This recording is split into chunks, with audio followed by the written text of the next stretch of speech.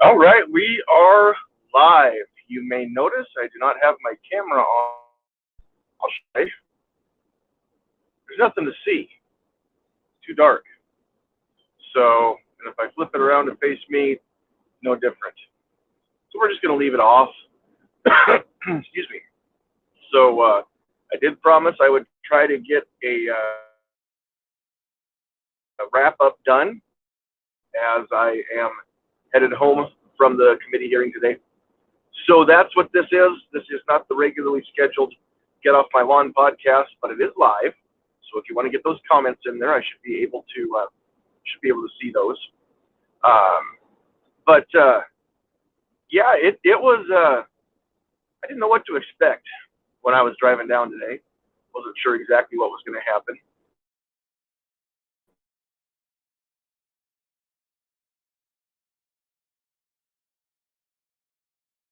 Sure didn't segment the 4 o'clock news on. I did get interviewed. I haven't been able to see what they did with that yet to know if they did it justice. So if anybody out there has a link to their segment from today's 4 o'clock news, I'd love to get my hands on that link.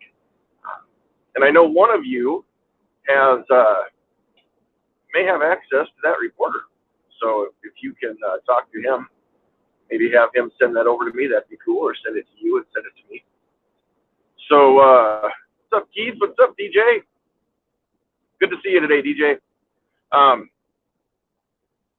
So yeah, my take on today. First of all, when we were about 5 minutes away from that 11:30 mark, and if you were at the rally, you may realize that we didn't get started anywhere near on time. But when we were about 5 minutes out, about 11:25, we had a dozen people or so, maybe close to 15 or more, not many more, there in the rotunda. So I was thinking, hey, this is going to be just kind of a short little rally. A few people are going to be here, and that's going to be that. DJ, what would you say? Were you were there? Yeah, you streamed it, duh. What did we have? We had 50 people at least there, didn't we? By the time we got going, we had quite a few bodies there in the crowd, and so I want to thank a couple people. First and foremost, Defense Dad, thank you for lending us the wireless lavalier mics. Those were really, really handy. And I haven't had a chance to edit the video I recorded today, but I definitely checked every speaker, and everybody's sound came through just amazing. And so that was awesome. So thank you, Defense Dad, for that. Also, I want to thank fellow NFOA board member Nate Griffith for helping run the camera and controlling the pan and scan aspect of the camera that I was recording off of, so that I wouldn't have to be back there trying to keep everybody in frame, because I knew that if I just set my tripod up and let it be, two things would happen. Number one, folks wouldn't stand in frame, and number two, somebody was going to bump that tripod and knock it over, or something was going to happen. So thank you, Nate, for coming through and being the extraordinary cameraman that you were there. So the rally, I thought, went really, really well. We had some great testimonies real quick.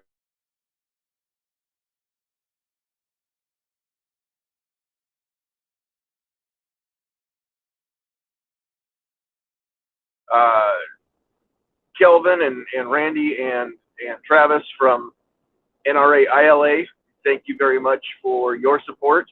It's good to finally have a relationship with somebody from your organization that we can count on to show up time and time again at hearings and at the events that we do. And then we had Ian there, who is the regional rep for GOA.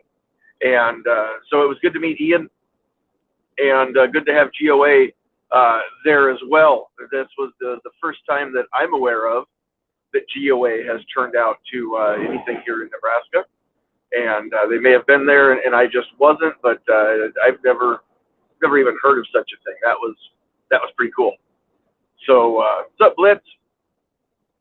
All right.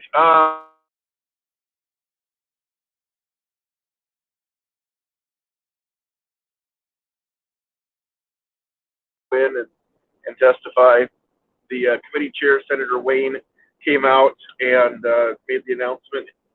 Made the announcement in the hallway that he was going to limit the amount of time that everybody had to talk, and I'll come back to that here in a little bit, the way it actually went down. But he had his reasons. So instead of 30 minutes, the way that it was last year in the Judiciary Committee hearing, it was an hour. So he had time set aside for an hour of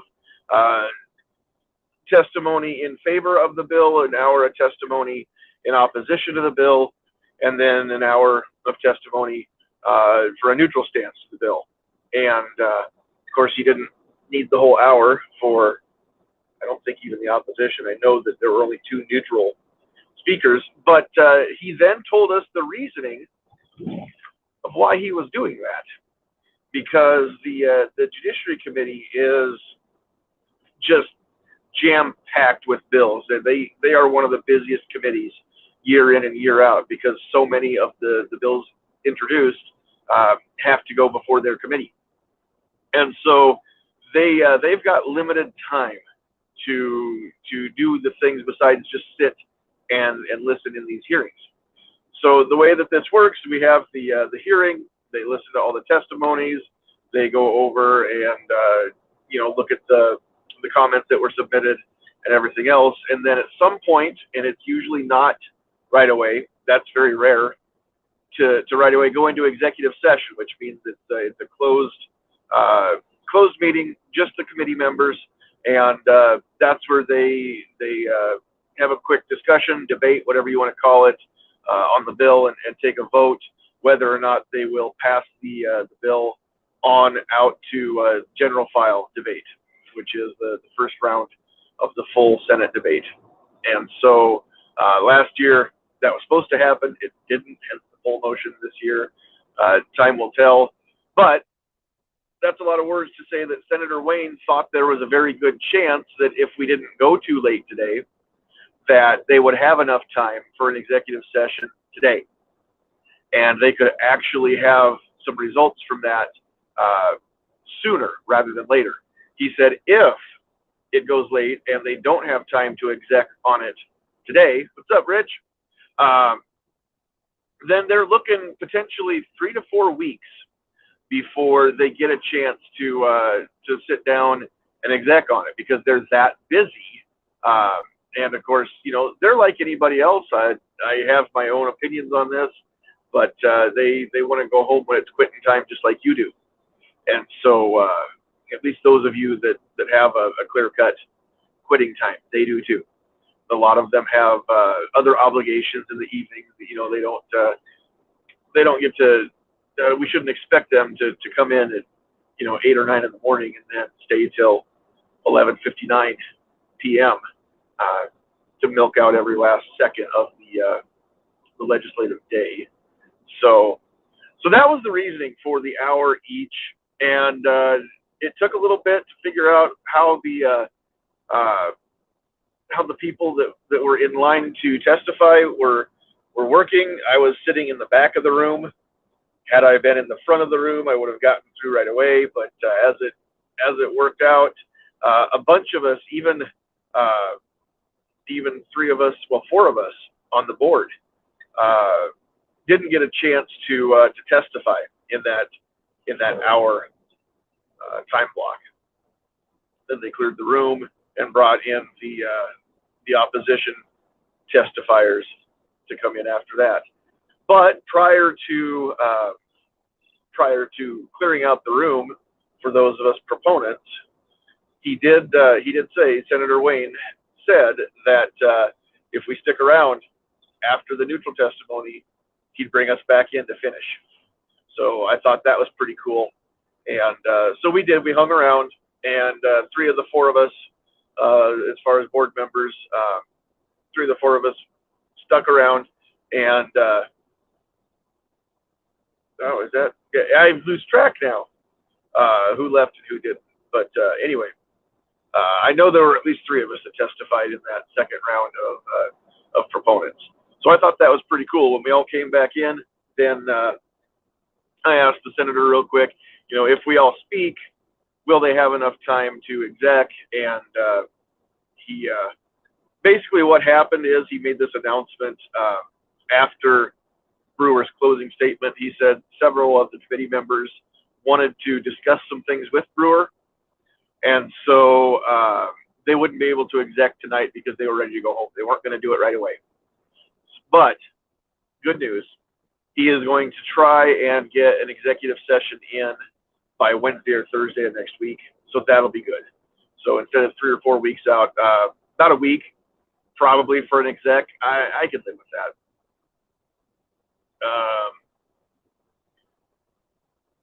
DJ says he simulcast it, recorded several of the speakers, pro, con, and neutral. Yes, and I shared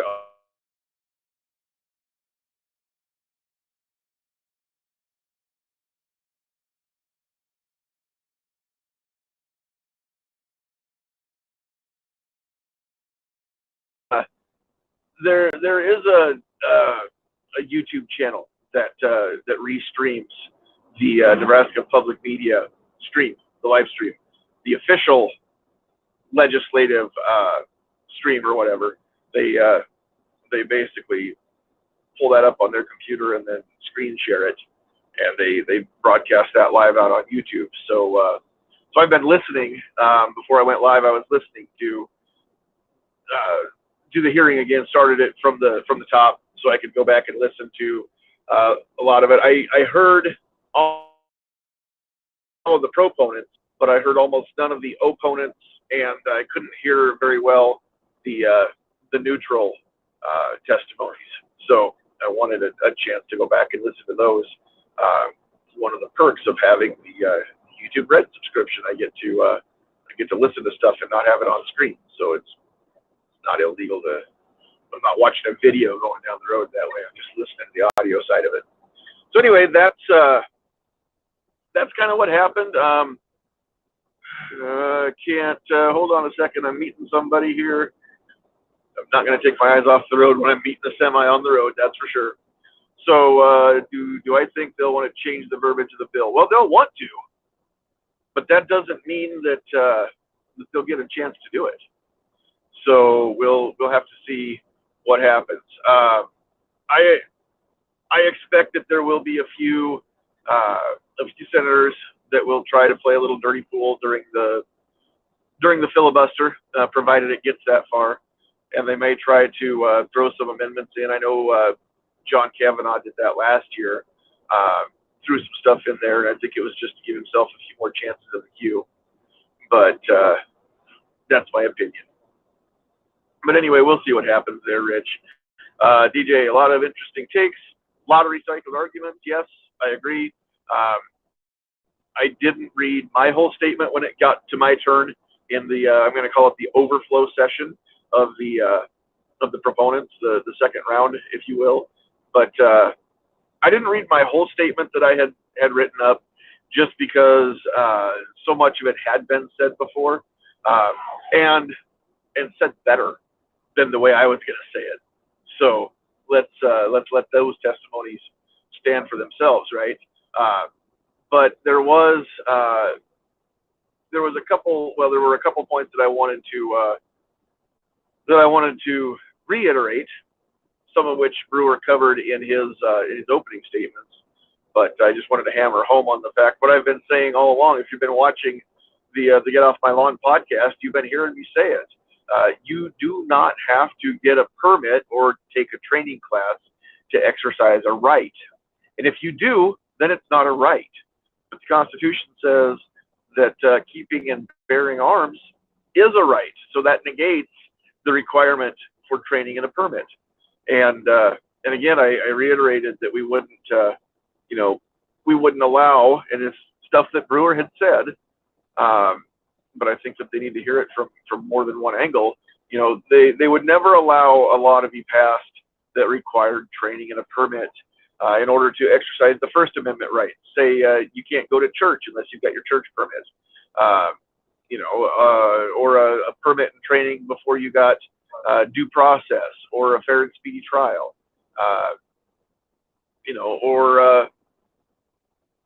or a permit and training before one's allowed to vote wouldn't go over. So I said that kind of stuff.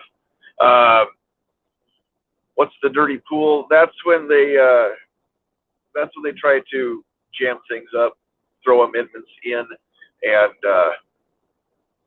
just generally muddy up the waters and gives them an excuse to take the filibuster out to the full 8 hours more than anything else.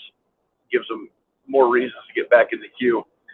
So without any amendments proposed, if it's straight up discussion about the bill, every senator in that room gets 3 chances in the queue. They get 5 minutes each, 15 minutes per senator, and 15 minutes, I haven't not done this math, but 15 minutes per senator times the number of, we know that'll be hardline opponents. They don't have enough to get to 8 hours. If they run out of time to talk before 8 hours is up, then they did not successfully filibuster the bill, which means that a flat vote of 25 in favor, and it passes. It advances to the next round, rather. So we don't need 33 votes if, and only if, the supporters of the bill will shut up, stay out of the queue, and not stretch the time out that everybody gets to talk. So give everybody their 15 minutes.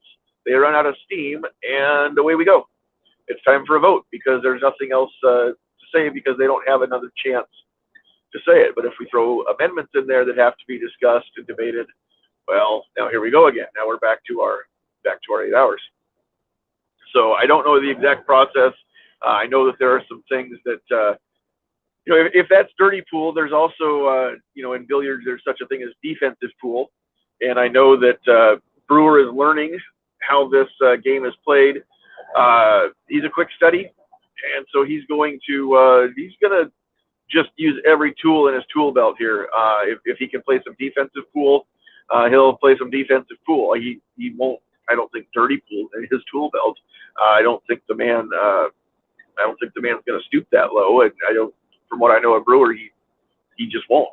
But yeah, it's part of the strategy.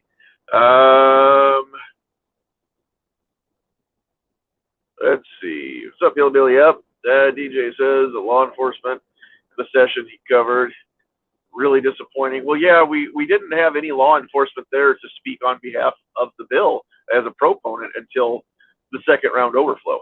And then Dundee County Sheriff was there to speak. And I was disappointed in that. I'm not going to hide that fact. I would have loved to see several different county sheriffs drive to Lincoln today to testify in behalf of this bill. Their testimonies as proponents would have been so powerful. But as it was, we had 2 county sheriffs that showed up, one of whom testified neutral.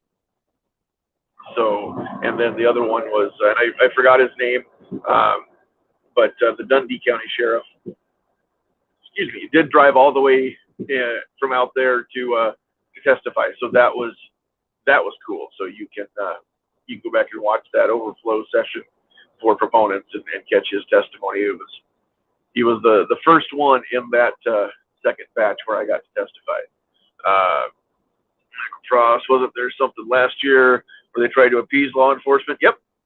And yes, there was. That was an amendment that was put in to basically carve out Lincoln, or not Lincoln, to carve out Omaha, and that would basically allow them to keep their registration in place that they have right now, and not change that, because the original bill last year would have nixed Omaha's handgun registration. And Brewer wanted the support of the biggest law enforcement union in the state, and at the time he thought that he needed that in order to pass the bill, from discussions that he had with his colleagues and other law enforcement, what have you.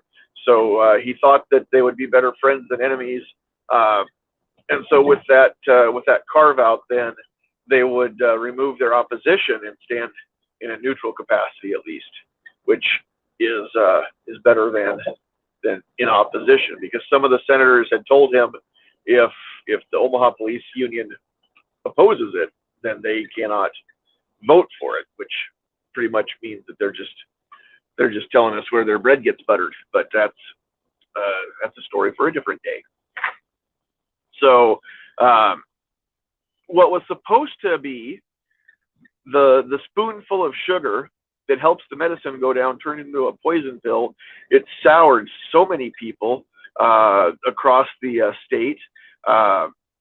So so many people said, well, if Omaha gets their way, then screw it. We don't want this at all. I would rather wait and not get permitless carry than give Omaha what they want and then go back. We could have had permitless carry this whole time, dickheads.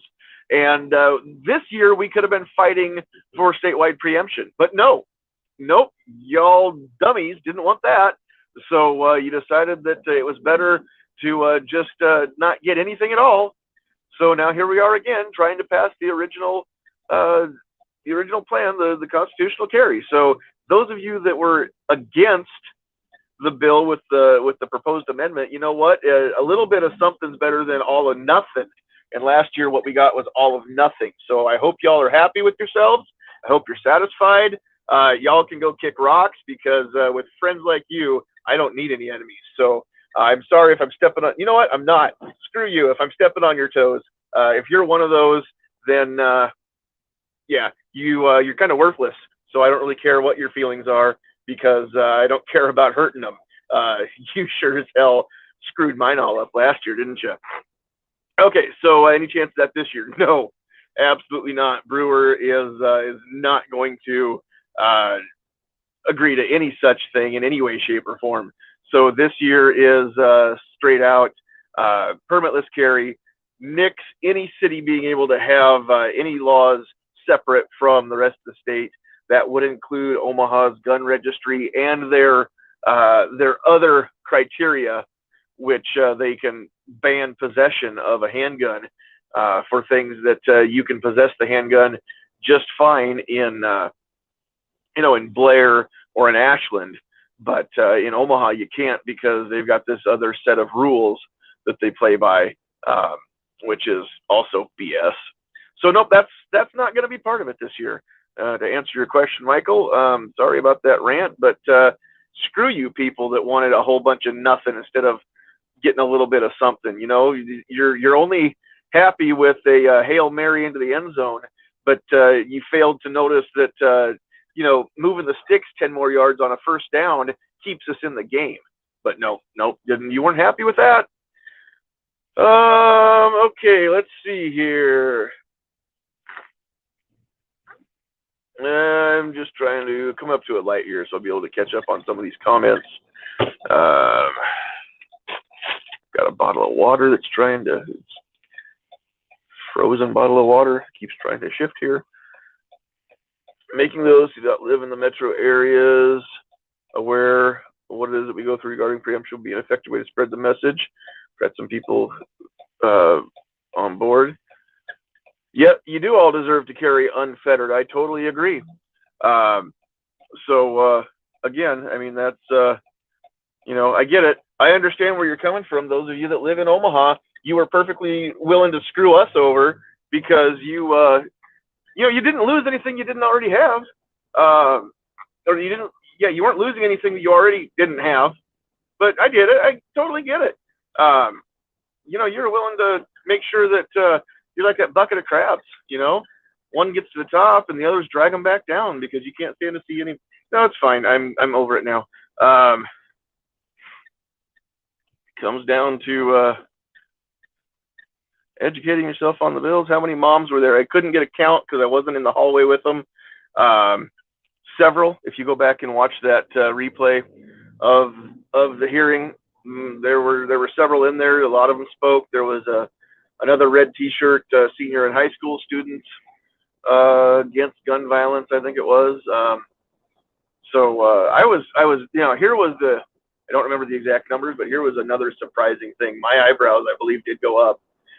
At the end of all of the second wave proponent testimonies, right as Brewer was getting up to give his closing statement, Chairman Wayne was able to read off the number of online submissions, and it was. And I'll get the numbers wrong. I'm going to try to come close. If you want, anybody knows the right numbers, go ahead and put them in the comments. But it was about 160 something. I don't remember if it was 160 something, 180 something, 168 maybe. That's why they both stick in my mind. I don't know. In favor, but it was over 100 in opposition online comments as well. Now I'm curious to see. I don't know that we'll ever be able to look at those. I don't know if those go into an archive that's accessible. They are part of public record, so I think we'd be able to pull them up. But anyway, I last year in the hearing it was 100 and some in favor and maybe 20 or 30 in opposition. So the fact that the red shirts were there, and I believe that either Mom's Demand or Every Town, even on their big social media pages, had a few posts saying, get to Lincoln and testify against this bill today. So I mean, they gained a little traction there. So I'm sure they were also spreading the link to do the online comment thing as we were. So I'm pretty sure that is the largest total number of comments that I've ever heard of being submitted. So that's pretty cool.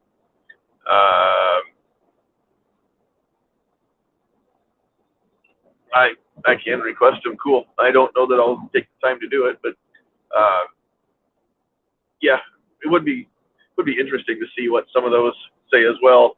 I would venture a guess, if you just took a cross section of those, it'll pretty well align with any cross section of the testimonies today. That's my guess. There's an awful lot on the pro-opponent side, an awful lot of, it's a Second Amendment right. You don't need a permit to exercise a right. That was kind of a recurring theme. One thing I'm very proud of compared to last year is last year I thought too many people hammered on the financial side of it. Now I'm not saying that's not important. It is. There should be no financial burden to exercise a right as well, and it is prohibitive to a lot of Nebraskans, a lot of Americans in general, in the states that still require a permit to carry. But once that got to the floor debate, then last year's Judiciary chair, Steve Lathrop, he kept talking about that during the debate. He kept saying, all I keep hearing is that, it's too costly. It's burdensome because of the money. So I'm wondering, what if we just made the permit free? And the training free? Then could we just leave it in place? If the problem is the money, let's just make it free. Now, a couple smart people refuted that. Brought up, well, who's going to do the training if you're still going to require it? Are you going to require State Patrol to do it? Because, they're not already busy enough. And imagine how long that waiting list is going to get before you're able to get in and take a class and then apply for your permit. So, yeah, you've got a huge time burden there. A waiting list, that makes it a right delayed. And as somebody mentioned in their testimony, at least one person did, maybe more, Dr. King said a right delayed is a right denied. He was right when he said it. So that would be one major hurdle right there. Also, if State Patrol is not going to be the one required to give the class, then who is? I am on the list of instructors who is willing to provide some free training voluntarily. But don't come around and tell me that you're going to revoke my certification to teach the CHP class if I don't do it for free. You're either going to pay me what I would make in a normal class, or and who's that? I'm paying myself. The taxpayers shouldn't be forced to shoulder that burden, I don't think. So bad idea all the way around. It's not just the money. the money is one reason why a lot of Nebraskans can't get their CHP. Absolutely, for sure. But that's not the be all end all, and that is not that's kind of an, a an extra reason. You know, that's one more reason to pass this bill. But I don't think it's the main one. I think that it goes back to the constitutionality, and again, you know, there are people that will say, well, you know, we're not infringing that right. You still have the right to carry. You can do this, this, and this, and jump through this hoop, and you know, bend the knee there and kiss the ring and whatever. You can still exercise your right.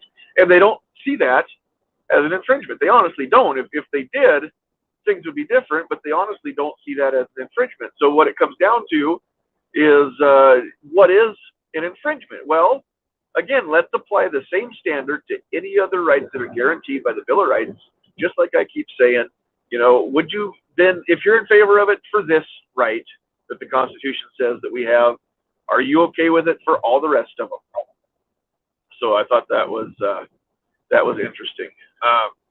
I'm not going to get into it in detail here because I'd have to watch it back a few times to even remember exactly what was said. It was kind of a spur of the moment thing. Once I gave my testimony, one of the things that I did is, like I said, I said I have this prepared testimony, but a lot of this has already been covered, so there's no need to hammer home on all of it. There are a few things that Senator Brewer said that I wanted to cover, which is what I've already mentioned.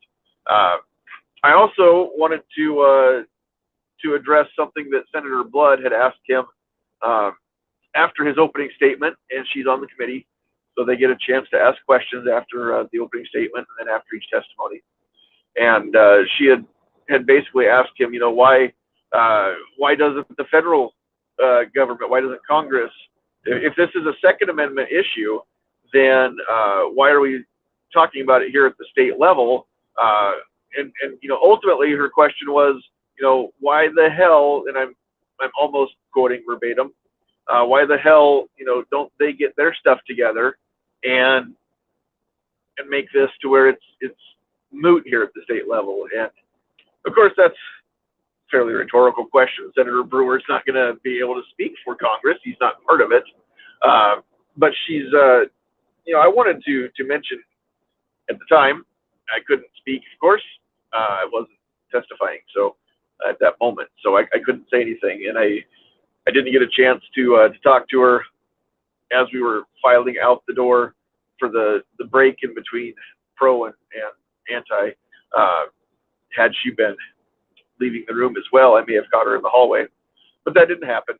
So I just mentioned, you know, I wanted to address one of the things that she had said after Brewer's opening statement, and she had some questions for me then after I finished with my testimony based on that. So I would encourage you to go back and watch that, catch my testimony, catch the exchange. I want to know your honest thoughts.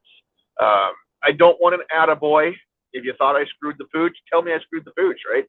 I'm not looking for accolades. I just want to know your honest thoughts about that exchange. I'll leave it at that and let you go watch it, and then you can comment on this video later, or you can email me. Would be okay too. Those of you that haven't got the email, sandhillsmediaempire@gmail. I could schedule an appointment and speak to her. I don't want to do it on the phone. I don't know when I'm going to be back in Lincoln, so chances are slim that I will actually get that done. I don't think that's a conversation to be had over the phone. I think it's a conversation that would be best had face to face. I would honestly, it would be very intriguing to be able to sit down and just have that conversation. I don't believe that I have anything that I could say that would change her mind on anything, and vice versa. I cannot see anything that she's going to have to say changing my mind. But that's the thing is, I'm not opposed. If what she says has merit and it's worth considering, and it does cause me to change my mind, you know what? The stranger things have happened, and vice versa. You know, I don't know much about the lady. I don't expect that she's open-minded to learning anything new from me, but maybe. I won't discount it. I don't know the lady. I've never spoken to her before today. Only spoken about her, and even at that, not much. All I had to say at the time was that I was very happy that she's not my governor, and that's pretty much all I've ever said.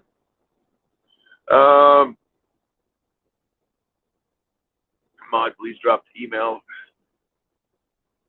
Yeah, and I can go back through and add some of these too over on the YouTube side, DJ, for you. But yeah, like the YouTube link, that's all over NFOA's social media. I think I've shared that on Facebook, YouTube, and Twitter. If I missed any of them, let me know, because I meant to today. I tried to catch all three of them today.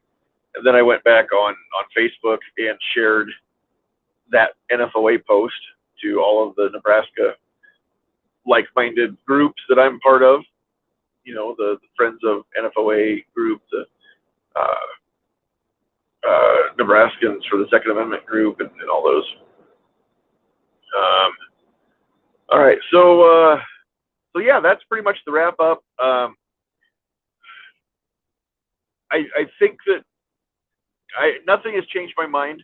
You know, it sounded like things were pretty good before the hearing.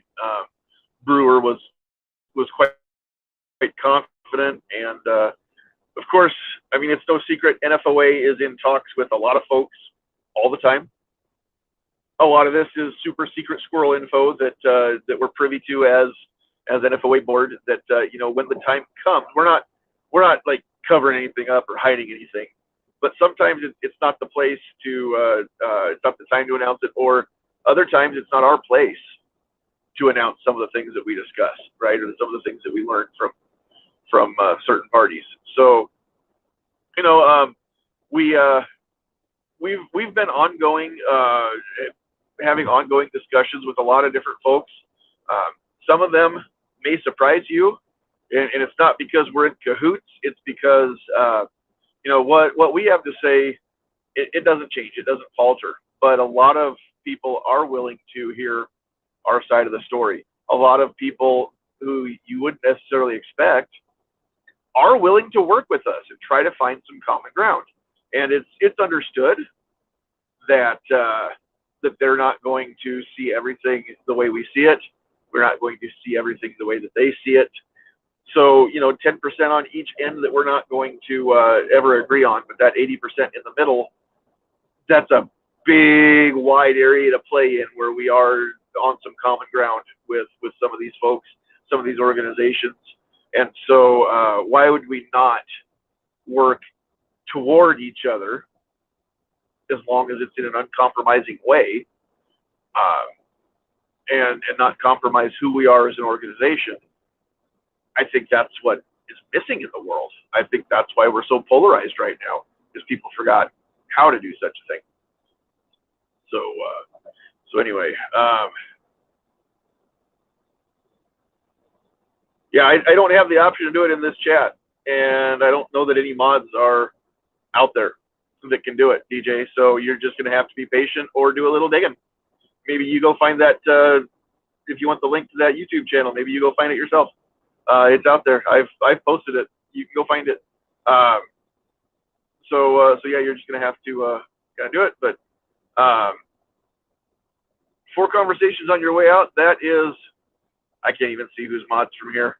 I can see on my screen I've got like 1 comment, 1 or 2 comments at a time, and I'm not scrolling back and forth with my finger. I'm driving, so I'm sure I've missed some of the comments, but that's okay. Better safe than dead. Good portion of the instructors of the state do free classes throughout the year. I want to do some free classes. I absolutely do, but they're going to have to be more free lessons at the range than they are free classroom sessions at this point, until I have a place that I don't have to spend over $100 each time to rent a classroom. Because right now, every class that I hold, it's well over $100 just to secure the room. I don't have a facility up here. these are some topics that I just don't want doxed on. I don't want any of my class to tell the rest of the group what my day job is, let alone what my home address is. So I'm not bringing people into my house. So that's not an option right now, and I don't have another place that I can do it. So once I kind of come up with a place, for some classroom stuff. But in the meantime, some one-on-one training out at the range, I am absolutely down if it's a nice enough day and I can do, kind of an outdoor classroom setting. I'm not opposed to that either. Like I said, I am on this list, and I do want to do, and maybe it's going to be online. That's the thing that we're, if you saw Tricia's testimony, we're expanding that and exploring that. So it might be more of the online stuff that'll be, free to the membership, and the link will be out there that it'll be shareable. So that could be a lot of it too. I really like the classroom setting where, if it's a fundamentals class and we're talking about grip and stance, you can learn a lot from a video. What you can't learn is, or I shouldn't say what you can't learn, but how do I say this? What the online videos lack is that instant feedback of, okay, so that's looking pretty good, but let's adjust your stance this way, or let's shift this finger there and that thumb here. You might think you're doing it right, but you don't get anybody telling you, confirming that yes, that's correct, or no, that needs to be adjusted. So online is great up to a point. Doing some of the training class as far as use of force and Nebraska state law for carry, all that stuff. Yeah, that's stuff that could be done too. But anyway, that's what's up. Thanks, M. Gabriel. Yeah, we're working on it. I do think the voices crying for it are louder and more numerous than the voices in opposition. Like I said, I didn't get to listen to any of the opposition testimony, so I don't know if any of that was actually compelling. Typically what I hear is a whole bunch of stats that don't really mean anything and a whole bunch of completely baseless claims that, if the person saying them, gosh, it's hard to give them the benefit of the doubt and think that they really are dumb enough to believe the crap that they're saying. But maybe some of them do, I guess. I don't know. Their options are they're that stupid or they're that deceitful. I mean, either one of them's a great option. But they just don't have any claims to back up their stuff other than, a few pie charts and bar graphs, line graphs, whatever, that they get to hand out that came off of a website or out of a book full of, take this stuff to testify. But most of it doesn't pertain to our state specifically. So I think the numbers in our state are worth looking at. I think the numbers in neighboring states, we had a guy testify about what happened in Maine. That's all good and well, and that's great testimony. The devil's advocate in me wants to know how many of those senators wondered why they cared about why they cared about Maine. But now let's talk about Kansas. Let's talk about Missouri. Let's talk about Iowa. These are states that we actually share borders with that have more people than we do, and have bigger towns and more of them than we do. And so, they have not had a problem with violence in the streets, OK corral settings. And actually what they've seen is the number of concealed carry permits actually either stays the same or increases. So it's kind of neat to watch how that trend goes. Yeah, right after you pass constitutional carry, the CHP classes almost completely drop off because people are like, yeah, I don't need that now. And then they realize later on, yeah, well, you know what? It would be nice to be able to go to my mom and pop gun store and not have to do a NICS check every dang time. And so, that would be cool. Having the CHP is pretty cool there. All right, I've rambled on long enough. Yeah, be safe, carry a weapon. What did I say at the, oh yeah, the rally, I recorded it. I will get my version of it trimmed up and polished and chop off the before and after that's not part of the rally where I was doing mic checks and whatnot. Yeah, got to cut all that off. And really that's it. I don't think there's going to be much editing to do as far as, yeah, there may be some clicks and pops as we're muting the mics because it takes a double click on the button to mute the mic. Other than that, I don't think I'm going to have to do anything in between the different speakers at the rally, other than just, like I said, cut the ends off the bad footage parts. So I'll get a chance to do that. I'll get it posted up on the NFOA stuff, and then once it's up on the NFOA stuff, I'll take those links and share them across YouTube, Facebook, Twitter, the usual places. I may be able even to, I don't know how that's going to work. I've got Rumble for Sandhills Media. We don't have Rumble for NFOA yet. Probably should start that one. We'd be able to live stream to Rumble instead of Twitter once I get 25 Rumble subscribers. So I wish I could remember the exact. Just go to rumble.com and then search Sandhills Media. You'll find me. Go subscribe. The sooner I get to 25, the sooner we'll be able to put the live stream out there. Everything that I upload to YouTube from now on should go to Rumble. You guys can check some of the stuff that like this should render, and then it should go to Rumble. So you guys can let me know if that's there. So I'm not going to go hunt for it while I'm driving. I don't know how long it takes to render and to get there. If it's yet today or takes till tomorrow, I don't know. We'll have to see. But everything that goes to YouTube on Sandhills Media should go to Rumble on Sandhills Media as well. So all right, I'm going to call it a night and take a drink, take a breath, finish my drive. I'm almost home. Got, I don't know, another 30 miles to go. So not too bad there. Thank you all for popping in. Thank you for watching. Thanks for getting the recap. God bless you all. And you know what? I may start ending. Gosh, I don't know. I love saying get off my lawn at the end of my podcast, but I might have to take the rest of these videos that aren't the podcast.